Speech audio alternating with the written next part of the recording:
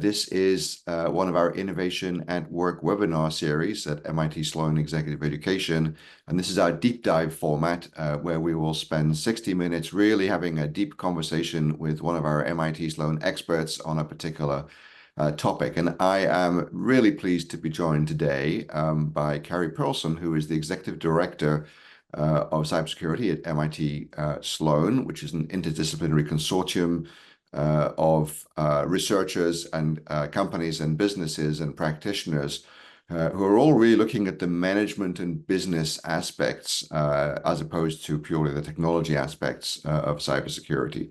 So we'll look forward to a great conversation with Keri. I can't help pointing out as well that Keri has kind of the trifecta. She has history at Harvard Business School, at Stanford, and now she's been with us at MIT for quite a number of years as well. So really very few experts that we could hope to have a conversation like this with, and we have our very own one here at MIT Sloan School. I also can't resist, Keri, before we get going. Today's webinar was titled, Cybersecurity Resilience in the Face of AI. First observation is it's striking to me the idea, the metaphor that we're talking about, a face, or AI has a face. So I'm curious as we go on to hear what you think the face of AI is, particularly as it relates to these challenges of cybersecurity and resilience. So we're going to talk a little bit about how is AI impacting cybersecurity, really focusing on Keri's most recent research on culture and how it impacts that as well.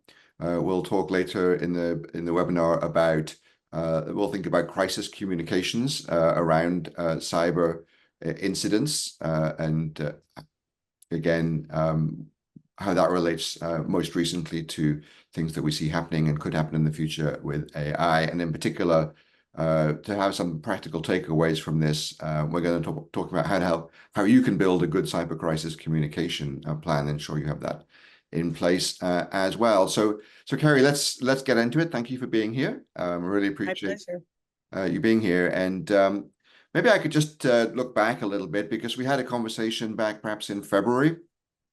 We talked about cyber resilience. Can you just refresh all of our memories for anyone who's dialing in for the second time to us, or if it's their first time? What is cyber resilience and why is it so important? Thank you for asking me, Peter, and thank you for having me here. It's Cybersecurity Month, October Cybersecurity Month in the US. So even more light is being shined on these kinds of issues this month. And I'm delighted that we were able to have this conversation on cybersecurity for Cybersecurity Month. So thanks again for including me. When we spoke in February, I had just come off of a research project where we were looking at how organizations are thinking about using their cyber resources. And many organizations maybe spend up to 80% of their resources on protection. Let's keep the bad guys out. Let's put some money into firewalls and tools and defense in-depth layers. And that's very important. But headline after headline shows us that it's not enough, that the bad guys are figuring out a way to get through, even though we're spending exorbitant amount of money trying to keep them out of our systems. So my research came up with sort of a different approach. I wouldn't say it's rocket science, but the approach being, if we can't keep the bad guys out, we need another way to think about it. So let's think about resilience. Let's assume for a moment that the bad guys get into our systems, and let's build everything we can so that we can recover and respond really quickly and get back to operational levels as fast as possible. So of course, resilience would mean protecting ourselves. We want to keep the bad guys out. I'm not saying don't spend money or resources on protection. What I'm saying is a different mindset. Thinking about resilience means, okay, I'm going to do everything I can to keep the bad guys out. But if they got in, here's what I would need in place. Here's what it would take for me to be resilient. For example, wouldn't it be awesome if we had a cyber incident and we had zero impact on our financial structure, zero impact on our operations, zero impact on our people, zero impact on our reputation, all those negative things that come from a cyber incident? Well, I wouldn't say zero is possible today, but certainly very low impact on any one of those dimensions could be possible if we build those structures in from the beginning, if we think about being resilient, not just being protected. Yeah, that's interesting. So this sounds a lot like the idea of kind of respond and recover in sort of the realm of various kinds of disasters, be they natural or not. Is that the right mental model for this? Exactly. It's just thinking about it differently, responding and recovering, putting more resource into that. Many organizations don't spend much on respond and recover. And there are many ways you could respond and recover. You could have insurance. You could transfer the risk. You could have new structures in place that are only called into account when there's an incident. For example, we're going to talk a little later about cyber crisis communications. It's different than regular crisis communications, but only if you plan ahead of time, if you think about it differently. So there are many ways we could be thinking about what do we have to do to respond, and then building up those muscles so that when or if, hopefully it's an if, not a when, an incident happens, we have the muscles and the structures and the processes and the people in place to respond quickly. Right, I know we're going to get later into more depth on AI, but just at a high level, how is AI affecting all of this? How is it affecting the risk and the threat landscape? And how is it Yeah. affecting, what are you seeing in terms of respond and recover? Yeah, good question. So really, I see AI in three dimensions. The first dimension is AI produces a bunch of tools that are really useful to us, and we can talk about some of that. We all love the idea of ChatGPT. I'm sure you've played with it. I've played with it. I even asked ChatGPT, what are the risks of ChatGPT?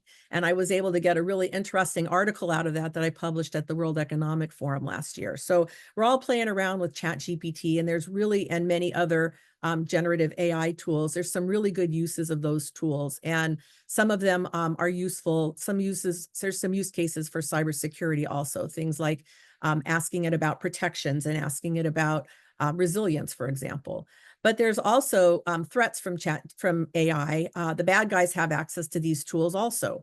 And so they've been able to do things like build better phishing emails, things that even are harder and harder for us to detect.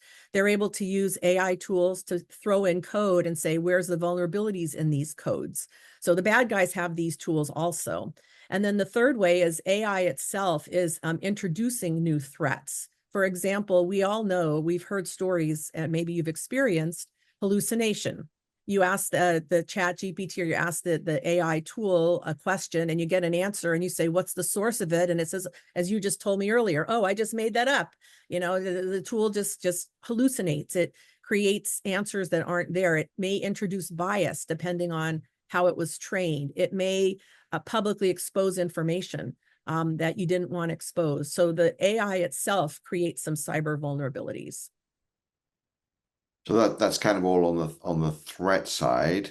And is there any data on that you've been seeing on kind of what the scale of that is and how fast it's growing? You know, I don't have data on the scale and how fast it's growing. I do have case study after case study of examples from both the positive and the negative side.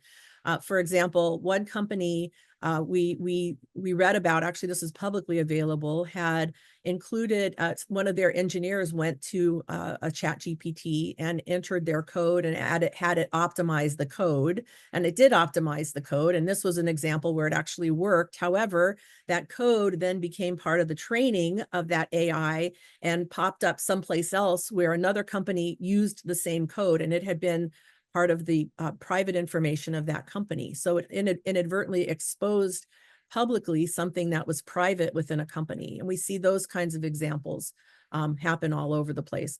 I don't really know exactly statistics, and I'm not even sure how we would capture those statistics on how the malicious actors are using AI. We know examples, but I don't even know, maybe someone in the chat could put their thoughts in there about how we would collect the data on and have some scoping, some quantification of the widespread use of AI by the bad guys. But it seems to be a pretty hard problem, and it's not something actually I've tackled in my research. That's a very interesting, somewhat technical, but let's explore it a bit more example there as well. Just thinking about the extent to which companies and programmers use these tools increasingly, to help them generate their code.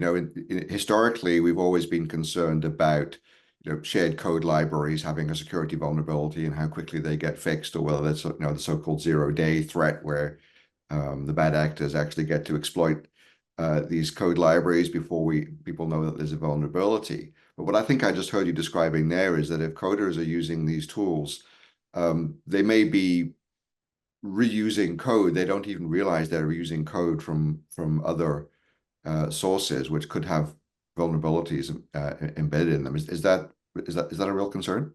Yeah, and actually, open source code is one of the primary types of libraries that developers use. And today the software development process is a lot different than it was when you and I were initially going through school and learning how to code. There's a lot of reuse of libraries and of routines. And part of actually a different research project I did on supply chain, software supply chain, and the vulnerabilities in the supply chain and secure by design, looked at those issues. We need to make sure that from a good guy side, we want to make sure that the libraries have code in them that is not compromised, doesn't have a vulnerability in it, or hasn't been manipulated by some sort of AI or malicious actor. But the malicious actors have access to this same kind of library. And that's another area where vulnerabilities could be introduced into the code. So from the good guy side, we want to make sure that we're looking at any library, any routine we're implementing into our system. We want to design for security from the beginning. We don't normally see that happening. Part of that is on us, schools like MIT, where we don't require our designers to take, or our software engineers to take, cybersecurity classes. We may teach a little bit about secure coding in our classes that we're teaching, but it's not the focus. But more importantly, when a company is designing code, design for cybersecurity hasn't been topmost of their concerns. They're designing for usability, or they're designing for efficient code, or they're designing for manufacturability. All those criteria, cybersecurity usually doesn't make it to the top. And there's a good reason it doesn't make it to the top, but it's not a good enough reason, in my opinion. The good reason is if they don't get to market fast enough, it really doesn't matter how secure their product is, because no one's going to use it. So getting to market has to be high priority. But getting to market with insecure code, even if you identify where the security risks are, it's just not enough anymore, because the bad guys are out there. They only need one little window to get into our systems.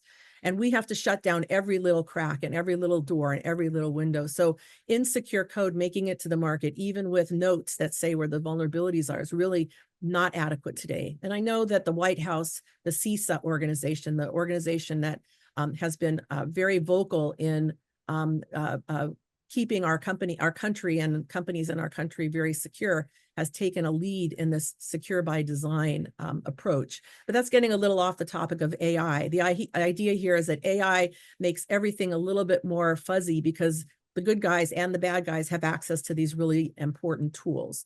And what I've seen, another story I've seen, is where the malicious actors have taken good code and asked, where can I inject vulnerabilities? Or taken code and said, where are the vulnerabilities? Or even worse, put a bot out on the internet, looking for on the internet an opportunity that exploits a vulnerability, and using AI to find those vulnerabilities that are out there in our companies, and then using those as windows to get into the company's systems. So there's very sort of broad and deep sort of technical dimensions to all of that, and of course, we're here looking at it more from a management and organizational perspective. But that last example that you gave just makes me wonder.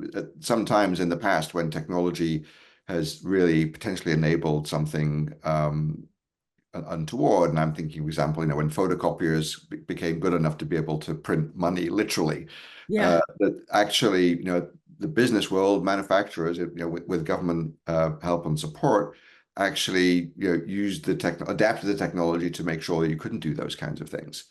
Do you see there's an onus on businesses that are using or creating these kinds of capabilities to do what they can to mitigate these risks? I don't see the answer yet. I believe there's a responsibility of software engineers and designers and the companies that employ them and put out code to find ways to design their code secure by design, to secure from the beginning up. The question of, can they make it 100% secure so that the malicious actors can't find a way in, I think is a vision, a goal. I don't think it's achievable with the tools that we have today, because the bad guys are very clever and very innovative. And for every opportunity that we find to make our software more secure, the bad guys, there's multiple bad guys trying to figure out a way to make it insecure, try to get into it. So I don't see the answer to that today. I do think we need multiple layers of defense. Defense in depth is the strategy that most organizations use. I think we need a different focus on defense in depth for this resilience idea. In other words, we need to make sure our code is as secure as possible. Then we need to have mitigations for when we find a insecurity. We need to have processes, like we need to patch as soon as possible. Most of the patches that come down out of the vendors are patches to close off vulnerabilities that they found in the software. And I think we need different layers to keep ourselves as secure as possible and as resilient as possible. But I do think it is the responsibility of both the user and of the supplier, if you will, the software companies, because we're the ones patching. I don't know about you, but I can't tell you how many patches I've had in the last week just for my laptop. I think they must have pushed out 5 or 6 patches or updates to my operating system on my laptop. And it just seems like it's up to me to make sure that they're installed. It's not up to them to make sure they're installed. And I know a significant number of vulnerabilities that are exploited because people haven't implemented the patches. They're using old code. They haven't upgraded their systems as the vendors have suggested. But, you know, whose responsibility is that? Is that your responsibility to upgrade because you have the system, or my responsibility as the vendor to make sure that it's upgraded? It's really a really important question. So I think you're making the very strong case, you know, as you did at the outset of this webinar, that the threat environment is there and is going to be there. And one additional way that we can all play a part in responding is in trying to create more resilient business systems, whether we mean technologically or in other ways, recognizing that those attacks are going to happen. Maybe as an aside, perhaps there is a question of that doesn't get us off the hook for having to still do all the things that you were describing to make sure that we are securing our systems. So can you tell us a little bit more about, or give us an update on the research that you've been doing about sort of culture and the human dimensions and what we all need to know as leaders and as managers and, you know, as individual employees? Sure. Thank you for asking that. So there's a couple research projects, if we have time, I'd love to tell you about. The first one is on culture. I think I reported that one back, the one in an earlier discussion with you, but just as a quick refresher, we did a project a few years ago where we looked at human risk and the fact that many outlets report that people are still the biggest vulnerability that we have in our organizations. People make decisions, sometimes irrationally so, that open up vulnerabilities for our company, like clicking on a phishing email or downloading a file, or maybe sharing credentials inappropriately. They're not all maliciously intended, but the results can still be a vulnerability for our company. So we came up with this concept of building a culture of cybersecurity, where we said we want to drive secure behaviors. We want people to see something, say something. We want people to update their passwords on a regular basis. We want them to take our training courses. There's behaviors we want to drive. And normally we drive those behaviors we think as managers, we drive those behaviors as one of 2 ways. We either tell people to do something so they do it, which we know as managers, you and I, that doesn't always happen, but we tell them, or we put them through a training program and we expect them to learn in the training program what to do. And both of those are effective to a point, but not enough to keep the behaviors in a positive light. What's in the middle here, the intervening variables, if you will, is what I call the culture. It's the values, attitudes, and beliefs that the individual has that drive their behavior. So people in our organization do what they believe is important, or what they value, or what they have the attitude of, this is something worth my time. So they do it. Sometimes that's motivated because you or I tell them to do it. We're their boss, and they do it because we're the boss, and it's now become something. They have an attitude, it's important, they have a value, they want to do it. But sometimes it takes more than that. And so we came up with a list of managerial levers, if you will, in our culture model that drive the culture, the values, attitudes, and beliefs, which drive the cybersecure behaviors. For example, measuring people on their phishing emails, if you pass a phishing test, or measuring people on if they've given a little seminar in your organization that shows that they understand cybersecurity, or and putting that in there, rewarding people. One company we worked with gave out chocolate chip cookies to people in their organization who did something cyber secure, and that reward system was enough to motivate people. They believed it was something they wanted to do. They valued the reward in this case, so they did the behaviors. We also seen consequences. We've seen companies fire employees who click on a phishing test too many times. They just can't seem to understand that it's not okay to click on an email that might introduce a vulnerability. And we've seen organizations certainly reprimand, and the reprimand could be a short little 15-minute course that you have to take that reminds you that this was a phishing email and how to recognize them. Or it could be as serious as a firing offense. In a company where it's in industrial control environment, clicking on a phishing email could actually blow up a machine, which could cause severe harm, not only to the environment, to the people. And that company couldn't handle people not understanding this phishing email. So that's the model of culture. Values, attitudes, and managerial actions drive values, attitudes, and beliefs. And those values, attitudes, and beliefs drive secure behaviors.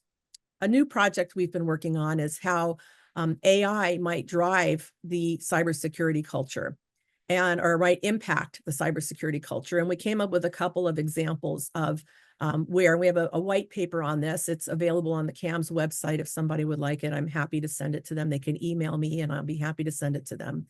But we are circulating it for publication, and hopefully it will be published someplace outside of CAMS soon.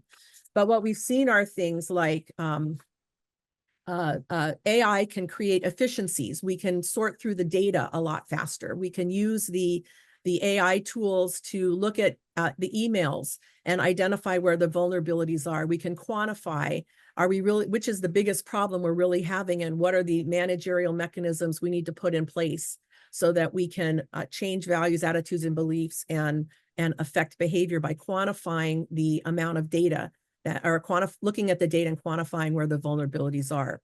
One of the ones I like the best is what we call personalization. We can use AI to personalize the outreach to each individual so that we deliver to them the training or the awareness that will be most effective for them. So for you, it might be a video. For me, it might be a podcast. For somebody else, it might be something that they read. We can customize the training programs in a way based on individual needs. And when a training needs to be offered, we can offer it in little bitty individualized chunks in the mode in which might be most effective for the individual. So again, it's a managerial mechanism to change values, attitudes, and beliefs.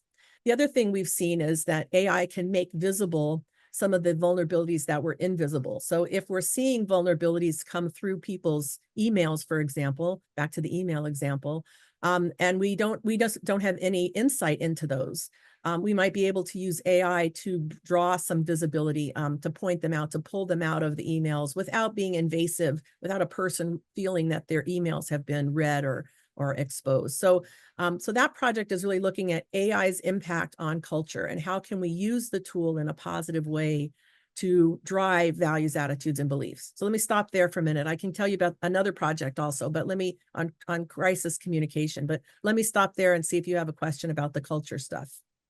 Yeah, and before I do, but I'm very intrigued by a couple of the things that you said there. So where you ended up thinking or talking about could we not be using AI tools in the realm of not only phishing but other kinds of vulnerabilities to identify them and remove them before we humans even get to see them and take the action which causes the problem. Perhaps just like, a decade ago, we were doing that with spam. Yes. So could we do that with these systems? I think that's a really interesting challenge.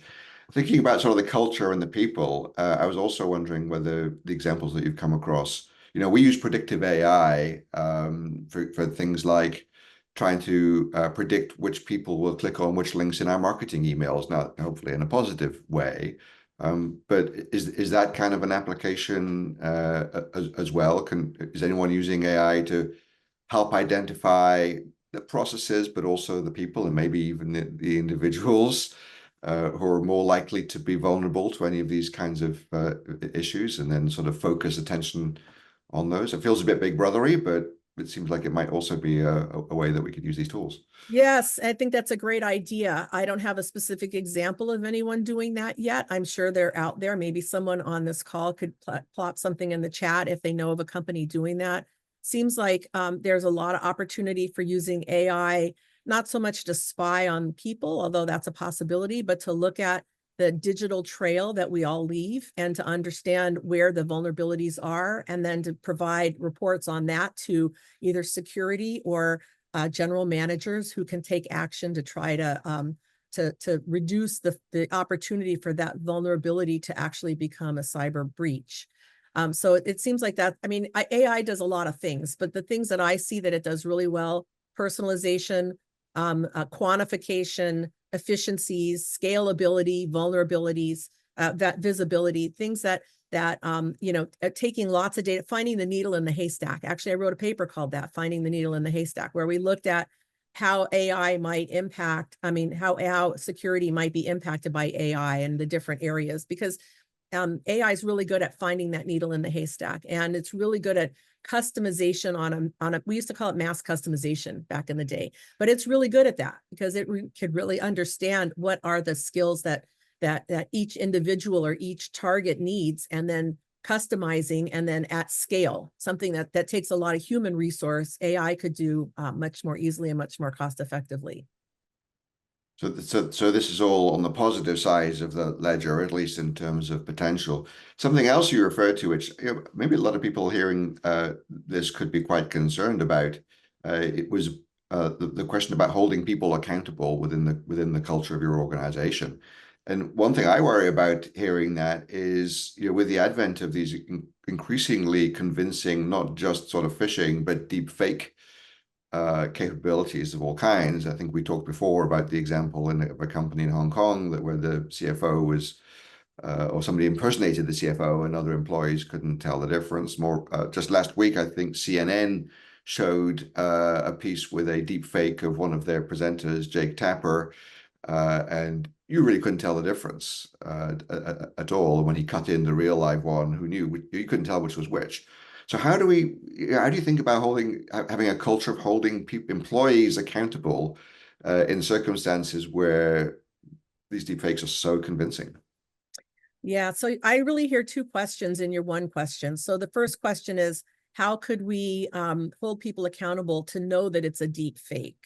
And we can't right now. There are tools that can detect whether it's a deep fake or a real person, but those tools are not widespread, and they're not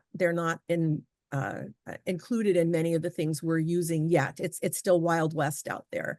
I've actually seen, and actually I use in one of my lectures, a deep fake by Jordan Peele, who appears to be Barack Obama.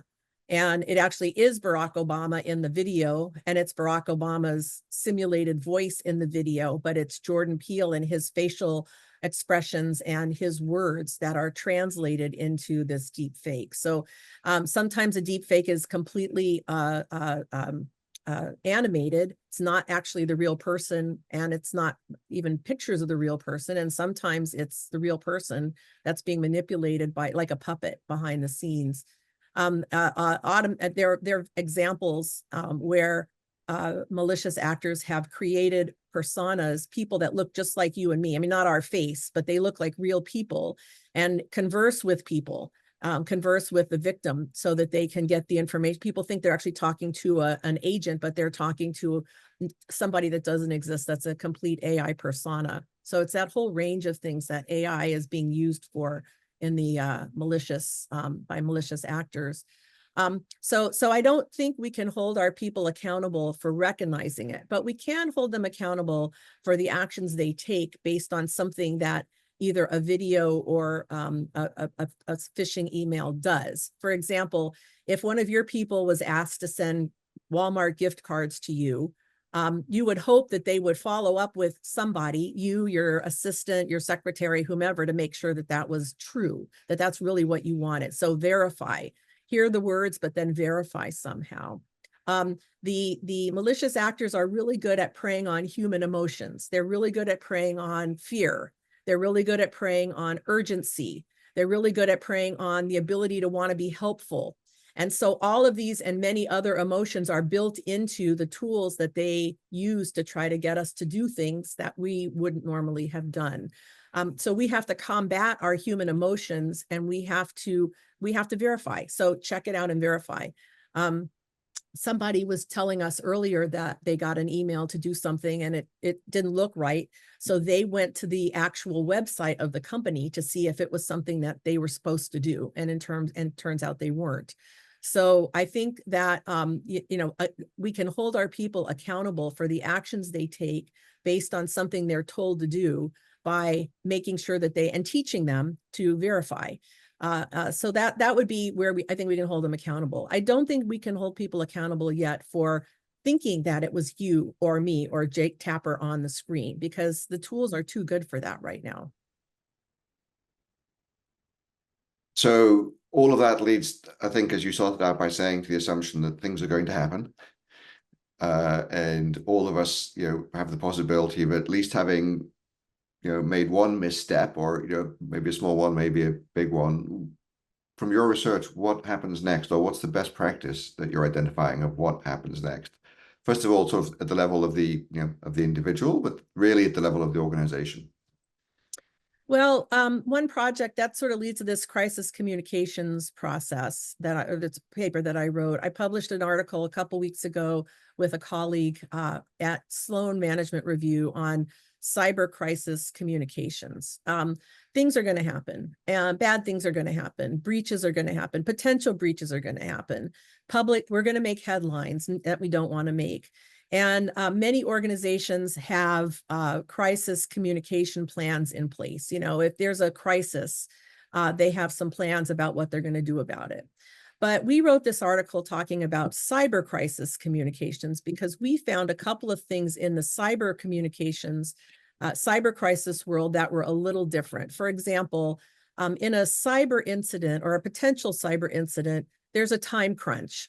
Their stakeholders want answers really soon, and regulatory reporting guidelines may require you to give relevant information really soon, and there's concern over the incident spreading. So there's a time crunch. There's a stress level that's particularly unique to a cyber incident. It's a highly technical nature of an incident, means that there's internal IT that need to be involved. Many times managers don't understand enough about what's happening, but they feel the stress of responding. And so it can quickly spin out of control with, because of the stress levels. There is usually an absence of concrete information in a cyber incident. We don't know enough to really give a definitive, concrete statement about what is going on. We think we know, but we don't know. And in many cases, we've seen in a cyber incident that what actually happened wasn't what we thought it was at the beginning. For example, we thought data was stolen, but it wasn't stolen, or we thought data was safe, but it was stolen. You don't want to make a declarative statement at the beginning and find out that you were wrong, because the communication itself could become the incident. And finally, there's this issue of multiple stakeholders. Every stakeholder needs some information. They need it fast, and they need it accurate, and they need their information. For example, the press needs something, but your internal employees may need something else, and your stockholders may need something else. So there's different types of information, or at least certainly different ways to present the information to the different stakeholders. So cyber crisis needs a communication plan all to itself. If your plan is to call your stakeholders by phone and phones are out, or to send emails and your systems are ransomed, then you need a plan B. And the time to be thinking about that plan B is not in the middle of a crisis. The time to be thinking about that plan B is before the crisis, when you plan cyber crisis communication. So, so that's one way that companies can be more resilient, is to build a cyber crisis communication plan, thinking through, and we outline that in that article, all the different ways that a cyber crisis is different and the kinds of pieces of the steps that you want to have in place. I'll give you another example. There's a company that went out and did a press release. You know, your gut reaction is, we had a cyber crisis, it's been reported in the press, we got to do a press release. And so they did a press release and they said something about the cyber incident. Well, it turns out it wasn't a cyber incident. It was a customer who did something wrong. But since they put cyber incident in their press release, then that became something they had to recover from. And there was litigation because they had said they had a cyber incident. Turns out they didn't have a cyber incident. And you can see the snowballing effect of the wrong information in your press release. So while your gut reaction is get a press release out there, that's not what you should be doing first step. Your first step should be pulling together the key people that are part of your cyber crisis plan. And you, of course, needed to identify those people ahead of time, and to execute the processes that you've thought about and put in place for each of the different stakeholders, so that you have that you make the right first moves, not ones that are going to come back and haunt you long after the cyber incident is resolved. Thank you. That sounds quite comprehensive. I was just scanning the questions, and we've been getting a sort of a theme of some questions, I think, that would suggest that perhaps a lot of what you're describing, we can see how, large corporations, multinationals, have the resources it takes to do something like that. What about sort of the smaller and medium-sized enterprises, who quite often seem to be the victims that we're seeing, thinking about sort of healthcare providers and other sort of, by definition, I think, smaller enterprises that are often being targeted? What can they do? Yeah, that's a really good question. One of the members of my research team is focused on small and medium businesses, and how can we help make them more secure? So that's a really important question because we're seeing supply chain as the entry point for many cyber incidences these days. And a lot of the headlines are happening not necessarily because somebody in your company clicked on a phishing email, but because one of your suppliers had something introduced into their systems that got introduced into your systems. And many times we're seeing small and medium enterprises targeted for exactly the reason you just said. They have less resources available to them than some of our larger companies. And so even though they're as vigilant as they can be, there's limitations to what they can do. So what are we seeing? Well, one way we're seeing this being I guess, addressed is larger companies are helping their smaller suppliers, not just asking them if they're secure, but being more secure, finding ways to help them be more secure. We know one company we've been looking at that actually has a whole program for small and medium enterprises, and they have a help desk that they've set up for small and medium enterprises to call if they need some assistance in setting up the security protocols that are necessary to do business with their company. Sort of like Walmart did many, many years ago when they went to the electronic ordering. Now, you might remember that story. It required all of their small and medium enterprises, everybody, to submit electronic invoices and paperwork, and many small companies weren't ready for that.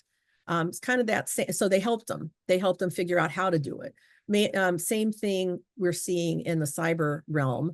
Larger companies not just requiring their smaller suppliers to fill out paperwork and tell them everything that they need to do, because that also is a burden on the smaller companies. You can imagine you're a medium-sized business, you've got 10,000 customers, and each one of them has a unique way for you to prove to them that you're secure. That's not really workable for a small and medium enterprise either. So it's kind of the flip side of that, which is larger companies offering to help small and medium enterprises be more secure so that they meet the requirements that are necessary for that company. We're also seeing the US government, CISA again, trying to put forth this idea of secure by design, and some things like tools like a tool called an SBOM. SBOM is a bill of materials, software bill of materials. We see that in hardware. We know when we buy a car, for example, what's included in the car. We may not know the nth level of the supply chain, but we know the bill of materials, what's in the car. We may know the vendor of some of those components.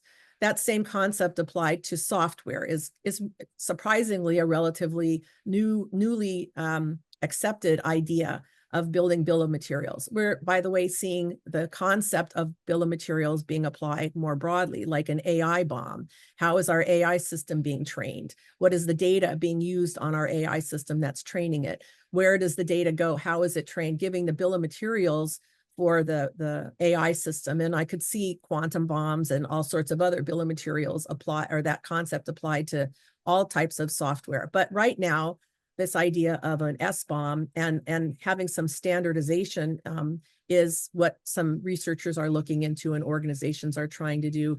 And that might be one uniform way. In other words, a small and medium business would do a bill of materials, and that would be acceptable as a security component for all of their vendors instead of addressing all of their customers, instead of addressing each customer. So it is an issue for SMEs. We are addressing it in a research project we're looking at. One, I don't have anything to report to you yet, but one of the topics that my researcher is looking into is culture. Is there a way to extend the culture, the cybersecurity culture of one organization back to the small and medium enterprises so that they can reduce the human risk that might be introduced in their organizations? So I think that's an important question, and it is one of the ones that's on the research agenda for many organizations right now.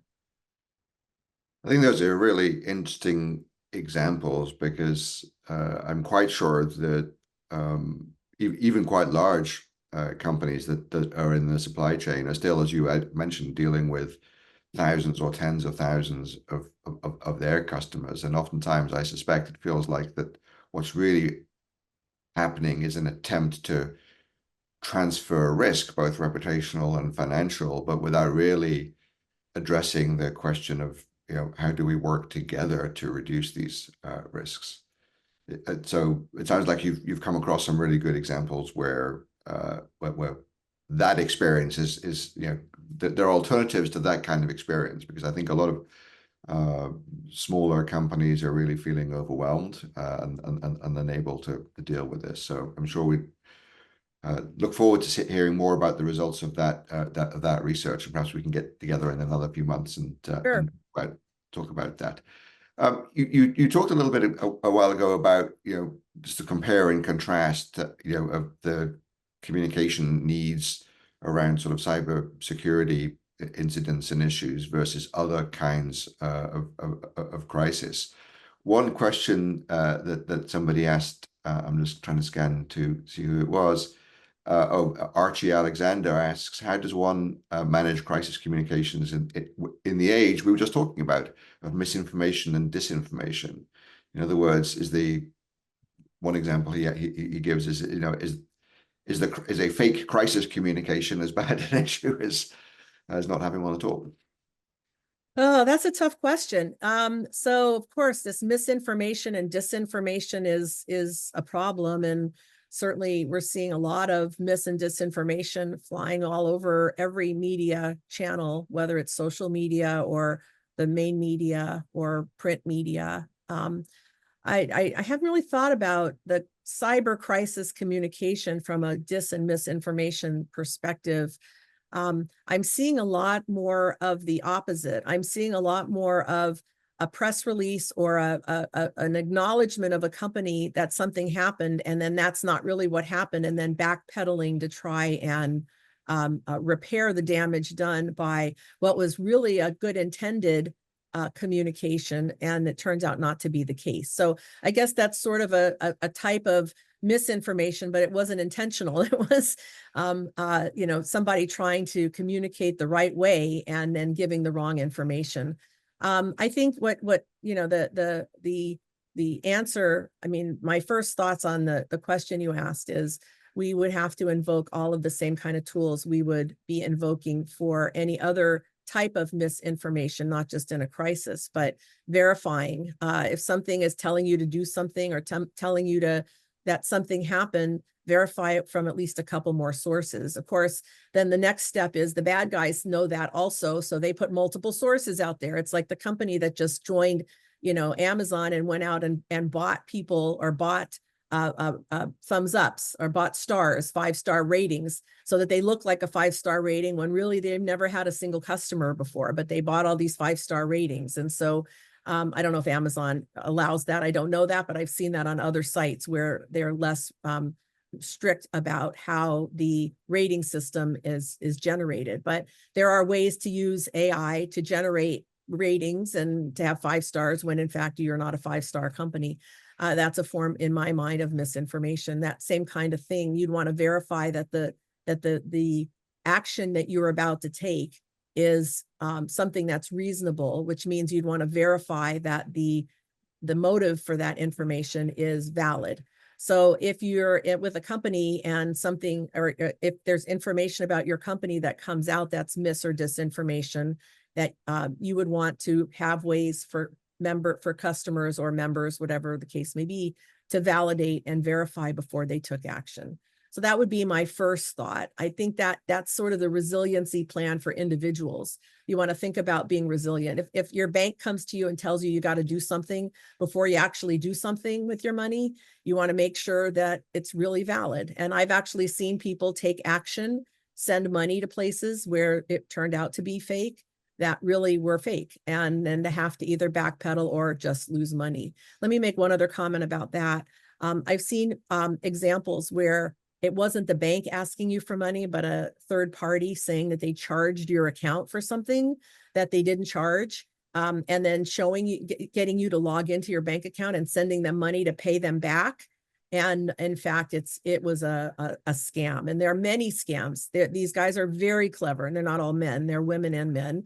They're very clever. They don't look like, hoodie pierced, tattooed people sitting in a dark room somewhere just staring at a screen. They look like all the people on this call. They look like us. They're just business people with bad morals, because the dark web allows them to not only execute any of these kinds of malicious attacks, but also there's support on the dark web for them to do it. They just need to have an idea, and then they can tinker together all the components that they need to make it happen. So this mis and disinformation is a really important question, and thinking through how do you protect your person, your family, and your company are all valid issues that we need to be thinking about. We as individuals need to be resilient also. That's very helpful. Thank you. So perhaps starting to wrap up here in the next few minutes, I think that I've heard a very strong theme coming through of the extent, and we talked about this before, you and I, that while many of us might instinctively feel like the cybersecurity is somebody else's job.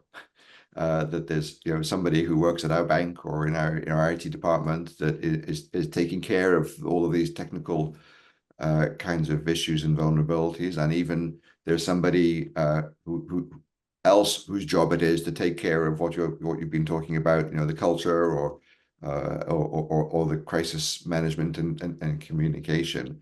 But I think I hear you saying, actually, no, that's really a shared responsibility. It's everybody's responsibility. I also suspect anybody who's in this webinar with us today or watching the recording is probably a bit of a convert and believes that themselves already. So the challenge is not the people that we're actually talking to right now, but it's the people that they're talking to in their organizations and in their families. So Yes. What's your advice to all of us for how we should talk about these challenges and these issues to others? I love that you asked me that question. Thank you, because I do think every single person on this call not only has personal responsibility to do secure behaviors and the right thing, but also we can affect those around us. In a big way, we can affect those around us. I usually tell a story of my personal life. I'm the only cyber girl in my circle. My friends are doctors and lawyers and nail techs and dental hygienists and real estate professionals and stay-at-home parents, and they're not cyber professionals. But by me talking about things that I see, sometimes sharing an email and saying, do you think this is phishing or is this real? I'm slowly shining light on issues that they are now aware of that they wouldn't have been aware of otherwise. So it's not me being the expert that fields questions. I really can't support them as a cyber person. If they have a breach, I can't tell them what to do. I mean, I can point them somewhere, but I can't tell them what to do. But I can, and I do, talk about things in a non-technical way, in a storytelling way, so that the people around me become a little more aware. And that rubs off. And as a manager, one of the stories we tell of one of these companies we studied, the CEO of the company starts every all hands meeting with a cybersecurity story. The CEO is not the cyber person. I mean, of course, everything stops at the CEO's desk. So to some extent, yes, he's responsible for cybersecurity, but he's not the cyber person. He has an IT team, and he has a cyber team, and he has a risk management team. But he starts every meeting with a story. And the story could be as simple as, I just got off a call with an MIT expert in cybersecurity, and she's told me to start my next meeting with a cybersecurity story. Anybody got one? And that raises awareness. That gets people to talk about it. It gets people to shine light on the subject, because frankly, these malicious activities occur because we're afraid to talk about them. We think it's too technical. We don't know where to go with them. And so if we make it okay to talk about cybersecurity and shine light on the darkness, then we start to surface the issues. We can deal with them. We can't deal with what we don't know. We don't know what we don't know. But once we know it, we can start to combat it, and we can make everyone more aware. I should just conclude with this other project I have, which is about the maturity of cyber culture. And I believe that the most optimized cyber culture is a dynamic one, where all of us are empowered to do what we have to do to keep the company or the organization secure. We don't have to wait till there's a policy to tell us to change our passwords or to report a phishing email. We just do it. We do it because we're good citizens and because we think cybersecurity is really important. And I challenge everybody on this call to do that in your personal life. Have a conversation with somebody today that you haven't had a conversation with about cybersecurity, and just raise awareness, raise discussion, make it okay to talk about it. And that will all make all of us a little bit more secure.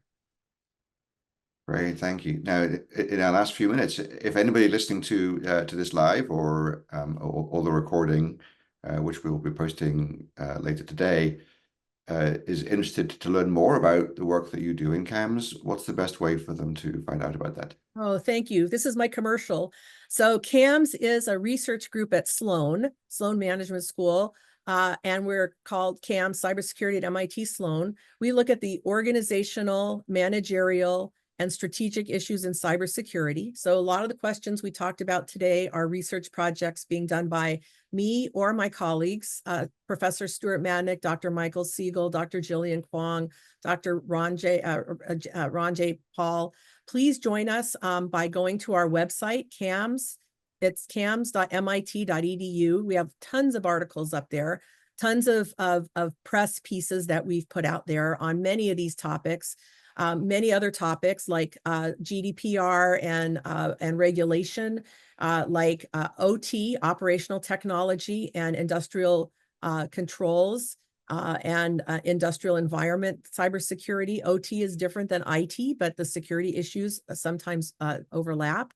We have topics on things like risk management and training and boot camps. We have many exec ed programs. Peter's organization runs a couple programs that we would love to have you join if you're interested. I know they're going to talk about that in a few minutes, but we have many outreach programs and papers. And if you have any interest in any of this, you can email me personally, Keri P. at mit.edu, and I'm happy to point you in the right direction. Just remind me that you heard me on this webinar. It's Cybersecurity Month, and there's been a lot of things. So remind me where you heard about it and what your question is, and we'll try to help you find some resources from our site to address them. Great, thank you so much, Keri. And we're sharing on the screen right now some QR codes and URLs for 3 of the executive education courses that Keri and the team have developed that you can all sign up for. Cybersecurity Governance for the Board of Directors, that's coming up in November.